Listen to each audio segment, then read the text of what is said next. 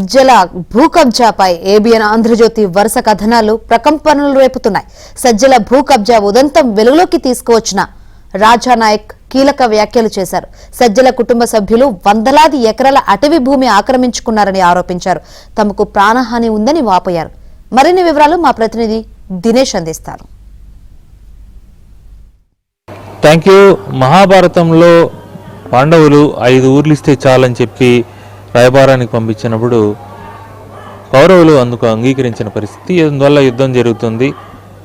దానివల్ల ఏం జరిగింది అనేది కూడా మనకు తెలిసిన విషయమే. అలాంటి పోరాటమే, అలాంటి వైఖరినే రాజానాయక్ ఇడుపులపాయ జగన్ ఎస్టేట్ ఏదైతే ఉందో అక్కడ ఉండేటువంటి ఇడుపులపాయ పక్కన ఉండేటువంటి సజ్జల ఎస్టేట్ సంబంధించినటువంటి దీంట్లో ఆ సజ్జల ఎస్టేట్లో వెళ్ళడానికి ఉండేటువంటి కీలకమైనటువంటి భూమి రాజానాయక్ది.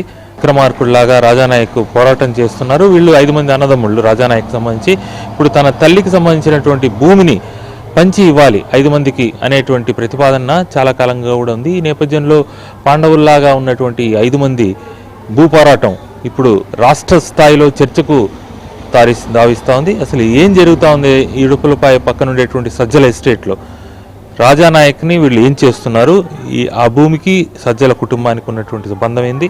ఆ వివరాలను ఆయన అడిగి తెలుసుకుంటే చెప్పండి. అసలు ఇడుపులపాయ జగన్కి సంబంధించిన ఎస్టేట్ పక్కన సజ్జలది ఎంత ల్యాండ్ ఉంది? సజ్జల దాదాపు 600 ఎకరాలు ఉంది సార్. దాంట్లో అటవీ శాఖ భూమి మాత్రం 130 ఎకరాల దాకా ఉండొచ్చు సార్. ఒకసారి 1999లో ఒకసారి మన గవర్నమెంటే సర్వే చేసినారు సార్. అందరినీ సజ్జల రామకృష్ణారెడ్డి మభ్యపెట్టి అందరినీ మాయమాటలు చెప్పేసి అందరి అధికారులను అటవీ శాఖ భూమి అంతా స్వాధీనం చేసుకున్నారు సార్. అందుకని మా భూమి కూడా లోపల ఎస్టేట్లో 2 ఎకరాల 64 సెంట్లు ఉంది సార్. ఆ 2 ఎకరాల 64 సెంట్లు మాకు పక్కన ఏమని ఎన్నోసార్లు అర్జీలు ఇచ్చాను, ఎన్నో కలెక్టర్లు చెల్లించాను. ఎంతమంది ముఖ్యమంత్రులు కలిసినా కూడా మాకు ఎటువంటి స్పందన అయితే రాలేదు సార్. అంటే సజ్జల రామకృష్ణారెడ్డి అన్న కొడుకు ఎవరైతే సందీప్ రెడ్డి సార్ ఉన్నారు, ఆయన కూడా మీరు కలిసారా? ఆయన ఏం చెప్పేవాడు? సందీప్ రెడ్డి కూడా నేను కలిసిన తర్వాత 99 సంవత్సరాలు లీజు గ్రాస్ చేయగానే భూమి సంవత్సరానికి 1 లక్ష రూపాయలు ఇస్తాను అని చెప్పాడు సార్. అంటే సంవత్సరానికి లక్షని మొత్తం 99 లక్షలు ఒకే రోజు ఇచ్చేస్తాడా, లేకపోతే ప్రతి సంవత్సరం పోయి ఆయన దగ్గర తీసుకోవాలా? ప్రతి సంవత్సరం నేను అన్ని అకౌంట్లో ఇస్తాను, నాకు 99 సంవత్సరాలు లీజు గ్రాఫీ అని అడిగాడు సార్. నేనైతే ఏం చెప్పానంటే సార్ 99 సంవత్సరాలు రాయడానికి నా భూమి కాదు అది, నాకు గవర్నమెంట్ ఇచ్చిన భూమి. నేను వ్యవసాయం సాగు చేసుకొని బతకగలాలి. నాకు ఆ భూమి ఇవ్వకపోయినా పర్వాలేదు, నా పక్కన ఏడన్నా ఇవ్వండి అని భంగపడినాను సార్. ఆయన ఏమన్నానంటే, బాబు అట్లా ఇవ్వడానికి ఎక్కడ లేదు, మాది వచ్చి పట్టా భూమి, మీదైతే గవర్నమెంట్ భూమి. ఆ భూమికి నీ భూమికి నాకు తేడా ఉంది.